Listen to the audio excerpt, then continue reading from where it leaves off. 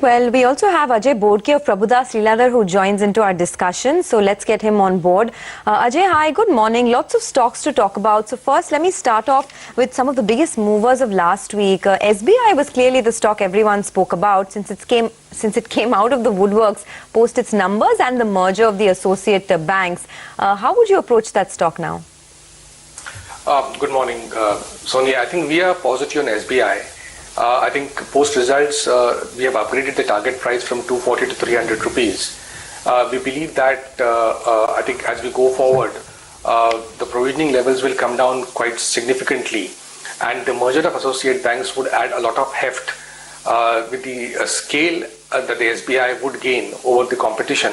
I think that makes us believe that SBI should form part of the core portfolio of investors. We are very constructive and positive on SBI. Ajay, morning. But is that a SBI specific call, or do you think even BOB, PNB, and others should also rally? Some of them have. SBI, of course, has been a leader. I think we got to be selective out there and not get carried away because all the names have moved up very sharply. But in my opinion, SBI and BOB stand distinct from the other pack in the PSU banks. If you look at the capitalization levels in the other PSU banks, they are still quite weak. Also, I think the scale is simply not there. So as sort of the capitalization requirements go up because of Basel III as well as growth imperatives over the next couple of years, I think there will be an erosion of market share that these banks will face unless the government is giving a signal by first going in for consolidation of the associate banks of SBI and merging them with the SBI. And maybe it's a precursor of a large big bang consolidation in the public sector banking sector.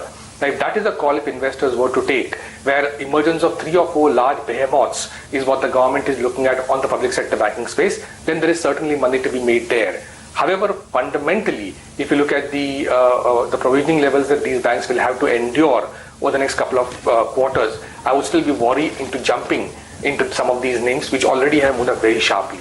Ajay, actually, I had a larger question on mid-caps. This has been a great mid-cap rally, especially in the past 8 weeks or so.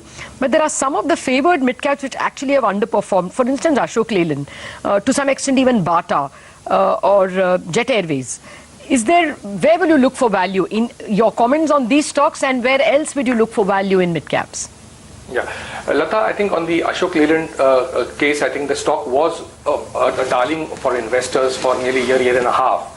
Prior to certain downgrades that came from a slew of brokerages, because one is clearly seeing a deceleration in the commercial vehicle numbers. If you look at the MCV, HCV space, I think on a month-on-month basis, there is a clear trend of deceleration. And hence the caution that people have, whether the valuations have run ahead of the fair valuation in case of Ashok Leyland.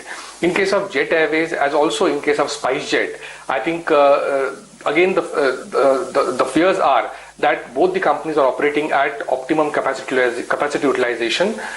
They also have pricing power with them.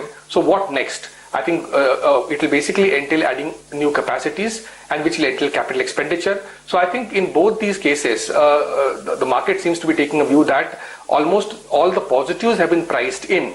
And now for further upside, I think there are certain costs that the franchises will have to involve, and hence the caution.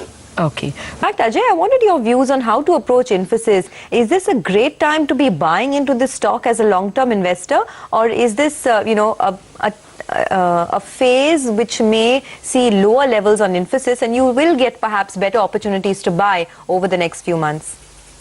Yeah, I think I would be positive on Infosys at the current level. Although I don't see an immediate upside, I think the fears in a section of the market is that after having seen a cut in the guidance, whether the company again would sort of come ahead and cut the guidance further. But I feel that the company should be able to maintain the guidance that it gave last quarter. And if you're taking a 12 to 15 month call, then I think it offers a great value for investors, because we still believe that the strategy that Dr. Sikka has enunciated in terms of moving the company towards automation and artificial intelligence and some of the higher value added work, I think one needs to give him some more time and to see the results. Okay. Ajay, I wanted your thoughts on the media space. We have seen Zee Entertainment do remarkably well. Sun TV of late has gained some traction. Is there anything that you like here? Unfortunately, we don't track media space, so it will be inappropriate to comment, Anuj, on that. Do you track Welspun India by any chance? And have you followed the news flow that one of its biggest clients, Target, has decided to end business because of that cotton issue? Yeah, we don't track the company, but I'm following the news flow, and I think it is the second largest client, I believe, for Welspun India. And I think the markets, obviously, the management is holding a conference call today morning. And subsequently, I think the market will take a call about what exactly the management's version on the allegation that has been leveled by Target.